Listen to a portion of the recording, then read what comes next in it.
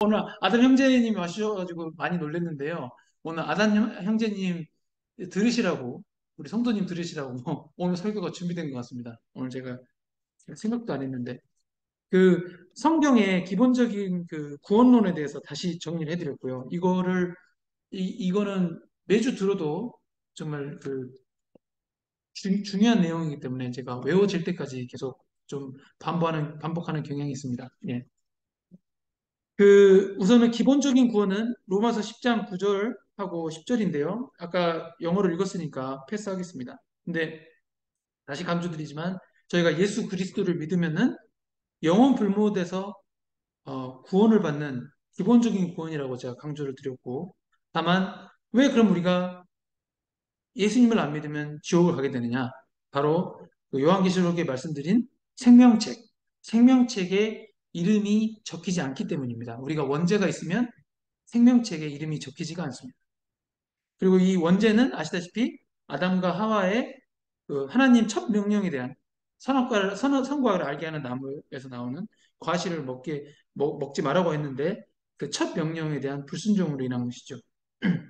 근데 이 원죄가 무서운 것은 그 원죄의 효과가 아까 영어로 말씀드렸지만 몇 가지가 있는데 그 효과 중에 하나가 이제 우리 영적으로 아예 죽어버린다. 몸은 당장 죽진 않았지만 그러나 결국에는 육적으로도 죽게 된다. 그리고 하나님의 영과 분리가 된다. 이런 원죄의 효과가 있습니다. 그러면은 어, 그래서 이런 원죄 때문에 원죄가 계속 대물림이 되기 때문에 우리는 뭐 그럴 일은 없지만 다 죄 짓고 살지만 설령 죄를 안 짓는다 할지라도 이 원죄 때문에 하나님 앞에 죄인이 되고 생명책에 이름이 적히지 않는 결과를 낳게 됩니다. 그래서 생명책에 이름이 적히지 않으면 다 영혼 불못으로 던져짐을 받는 것이죠. 그래서 영혼 불못에 던져짐 받을 인생이 예수님 믿는 것으로 인해서 영혼 불못을 벗어났다는 그 하나만으로도 우리는 엄청난 은혜가 있다는 것이죠. 그거를 진짜 깊이 깨닫게 되면은 어, 가족 전도를 위해서 우리가 안 할 수가 없어요. 예, 할렐루야. 예, 제가 어떻게든 5월, 6월 달 시간 내가지고 꼭 가족 편지 다 써드리겠습니다. 열 몇 통을 써야 되는데 큰일 났어요. 아무튼 근데 원죄로 인해서 그 사탄이 원래는 우리가 이 세상을 정복하는 거였는데 사탄이 공중권세를 잡게 되었습니다. 그래서 근데 우리가 그럼 도대체 원죄를 가진 증거가 뭐냐? 이렇게 질문할 수 있잖아요.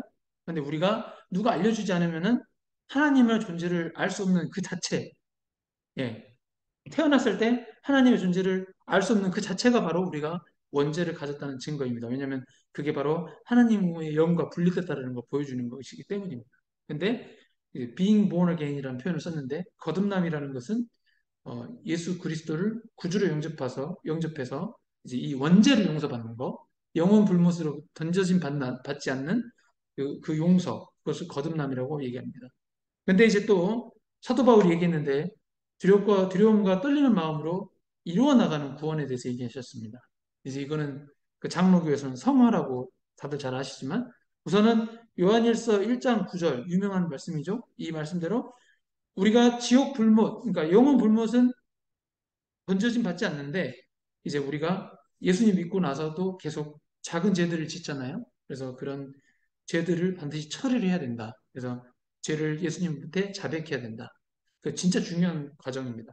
그리고 요한계시록 집에서 읽어보세요. 시간 관계상 20장 11절과 12절 보시면은 어, 우리가 영원 불못을 면하는 그리스도인이 될지라도 영원 불못은 면해도 우리가 그리스도인으로서 어떻게 살았느냐에 따라서 행위 심판이 있다. 그래서 옳은 행실을 하는 그리스도인으로 삶을 반드시 살아야 된다. 그래서 제가 강조하고 싶은 거는 우리가 어, 기독교를 믿을 때 통상 기본적인 예수님 믿는 것만 강조를 하는데 예수님 믿는 것 못지않게 이 성화의 과정이 굉장히 중요하다는 거. 이 두 가지가 둘 다 중요합니다. 이 성경 구절들을 읽어보시면. 그래서 둘 중에, 그러니까 기본적인 구원은 당연히 이루어야 되는 것이고요. 근데 너무 기본적인 구원만 강조하니까 사람들이 다 성화를 좀 약간 중요한지 몰라요.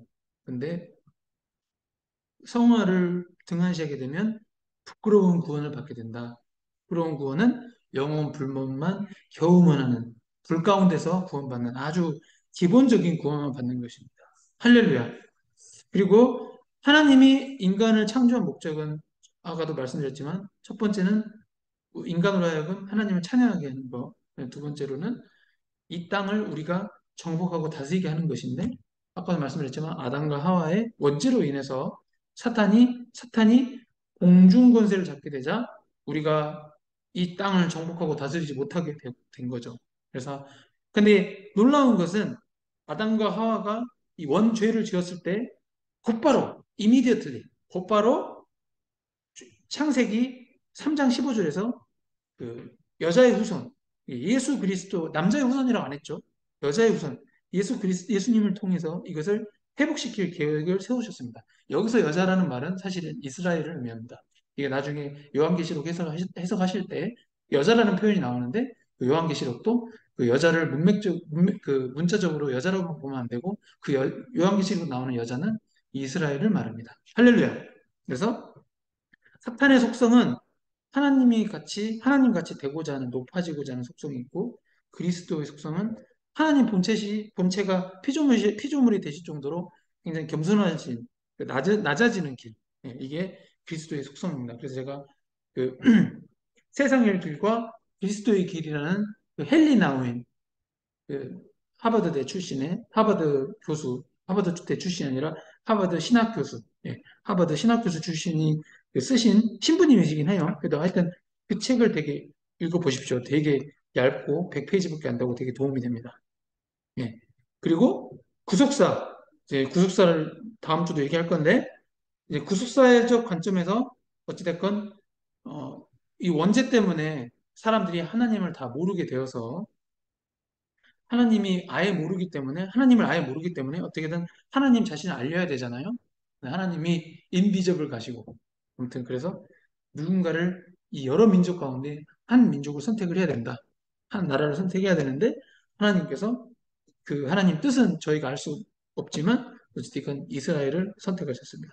그래서 이 온 열방에 온 나라에 하나님의 온 민족에게 하나님의 존재를 알리는 통로로 쓰기 위해서 이스라엘이라는 나라를 선택하셨습니다. 이게 구속사의 시작이고 예수 그리스도에 대한 것이고 또 그 구원자의 메시아이신 예수 그리스도를 오시게 하기 위한 그 통로로 또 이스라엘을 쓰셨습니다. 이게 이 구속사의 핵심입니다. 그러면은 오늘은 시간이 부족해서 그 구속사 다음 얘기를 못했는데 다음 주에는 어떤 얘기를 할 거냐면은 객관적인 구속사 그리고 주관적인 구속사가 무엇인지 두 가지 개념에 대해서 추가로 살펴보고 그 두 개념을 이해하면은 그럼 내 삶에 이 하나님의 거대한 구속의 역사, 구속의 히스토리에서 나는 어떻게 쓰임받을 것인지 거기에 대해서 적용점이 나오실 것입니다. 할렐루야.